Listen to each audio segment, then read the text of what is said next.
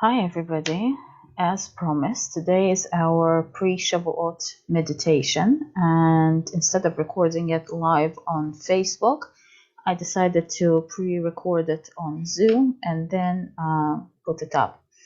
Let me explain to you how it works. Meditation is a state where our active or conscious mind is in a state of rest. It's not controlling us, it's not running the show. It takes a side track position, and instead, our higher selves, our soul, is allowed to take over and guide us to receive solutions to our questions, guides us to new insights and new experiences.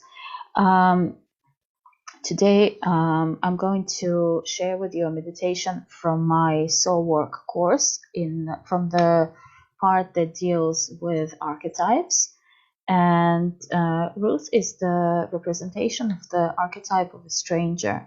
As we know from the Megillah, she followed her mother-in-law to Judea. She came back to the land of Israel with only her mother-in-law. As we know, her husband and the rest of the family did not survive in Moab. And as we know, she was the ancestor of David HaMelech. So this amazing transformation from an outcast, from a person whom many did not want to recognize as Jewish or belonging, to mother of one of our most amazing king and the one who is the ancestor of Mashiach, it's quite a transformation. So she must have had some very powerful personal qualities that enabled her to make this journey and to make it so meaningful as we know it to be. So today we're going to go into meditation to meet Ruth and speak to her and see how she did it. We are going to ask her some questions. So here we go. Here's the presentation from the course. And please take a seat if you're standing. Sit in a comfortable position if you're sitting. Make sure there are no distractions. Silence your phone for a little bit. And just start breathing. I'm going to slow down as well. Start breathing from your heart. Imagine that the air is going in and out directly into your chest. Not through your nose, but directly into your heart. Close your eyes and focus on your breathing. After a few breaths, take a deeper one. Deep breath through your heart and inhale through the top of your head. Visualize the current of your breath going up to heaven and returning back to you as a current of brilliant white light that enters the top of your head and rolls down your spine, vertebra by vertebra, down all the way to your legs. Now take another deep breath through your heart and exhale through your legs, through your feet, into the ground. Visualize the current of air traveling down through your feet into the ground, and then coming back as a very powerful current coming back from the center of the earth and entering the soles of your feet. You might feel a bit tingly. And then the current, which is reddish orange in color, starts to travel up your legs and then up your spine. And there it meets the white current. And try to focus on them both. Try to feel both the currents running up and down your spine and filling your whole body with energy of the universe. Think about a time when you felt a little bit unsure of yourself. when maybe you were new somewhere, maybe you didn't know the people, you were having a difficult time, maybe when you moved schools, maybe you moved to a different town. And invite your higher self, the parts of the soul that did not incarnate in this body this time around, to accompany you. Feel the presence of your higher self on your right. Feel the hug, feel the love. Very loving and warm presence. And show the situation to your higher self. Remember when you can say.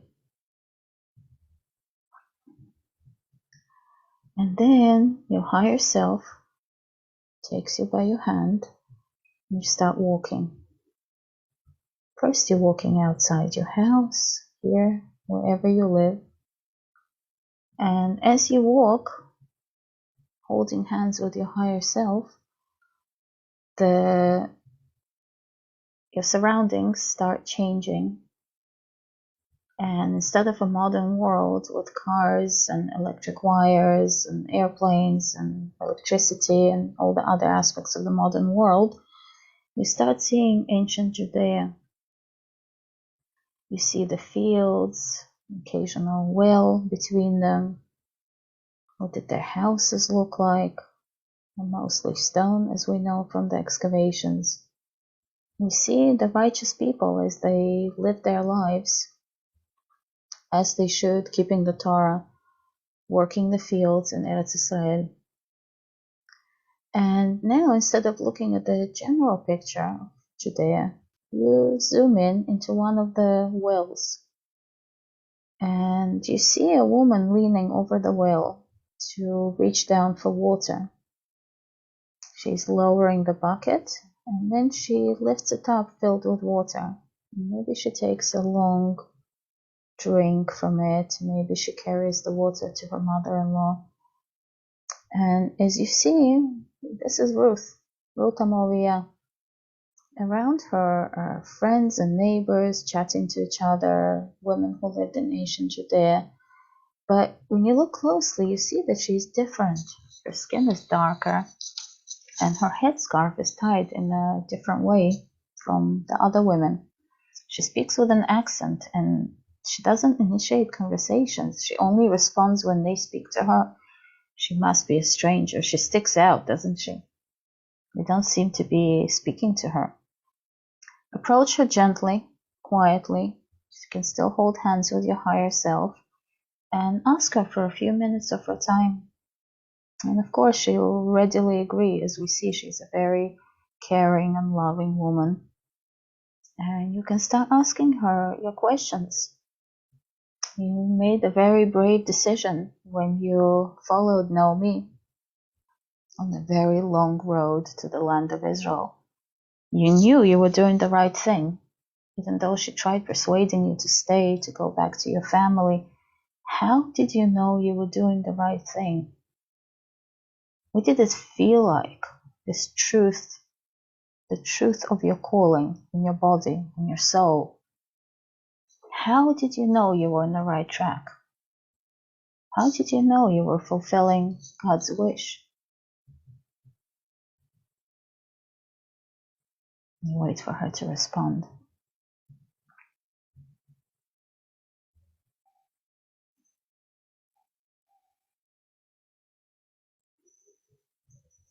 You can ask her, how do you survive here? You must feel so lonely.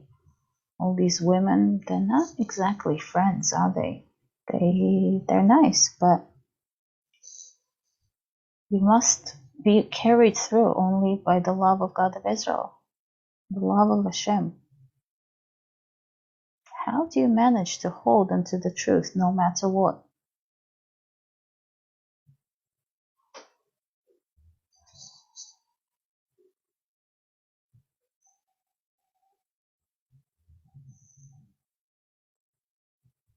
How do you overcome it when they're not nice to you?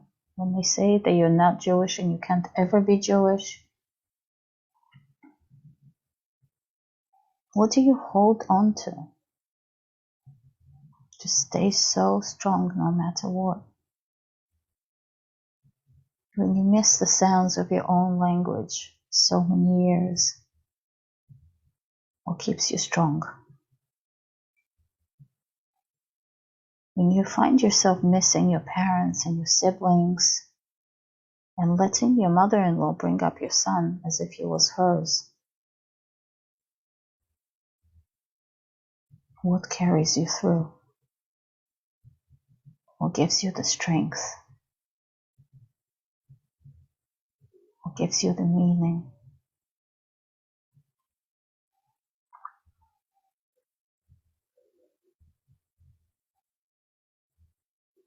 Listen for her answers. You can ask any questions you might have of your own for Ruth the Moabite, and wait for the answer. You can express your admiration for her power of spirit. Ask her to teach you.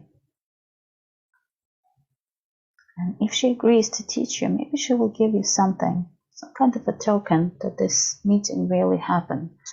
Maybe she'll give you a sheaf of wheat. Maybe she'll pick up a stone from the ground and give it to you. Maybe it's a cup of water from the well that you drink. Water is Torah, refreshing the soul.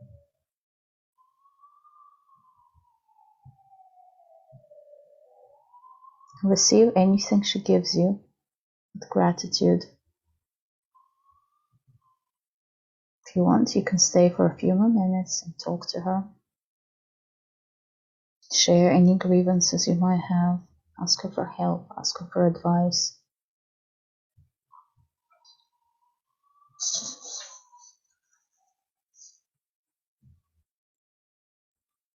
And ask permission to come back here whenever you feel the need. When you finish talking to her, thank her. And again, hold hands with your higher self. And start walking back the way you came, through the roads of Judea. And watch it gradually changing over the centuries back to our own time.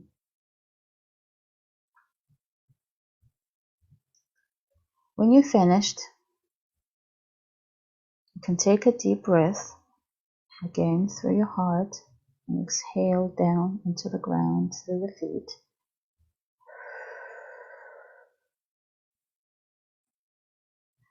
Thank your higher self for accompanying you on your journey today, and ask it to come whenever you call, whenever you feel in need, whenever you're desperate, lonely, or uncomfortable for some reason. When you need advice, your higher self is always there for you.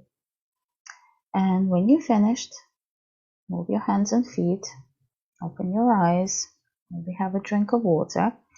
And it's at this point that you can write down any insights that you had from this meditation, anything you might have learned, anything Ruth the Moabite might have taught you on the way.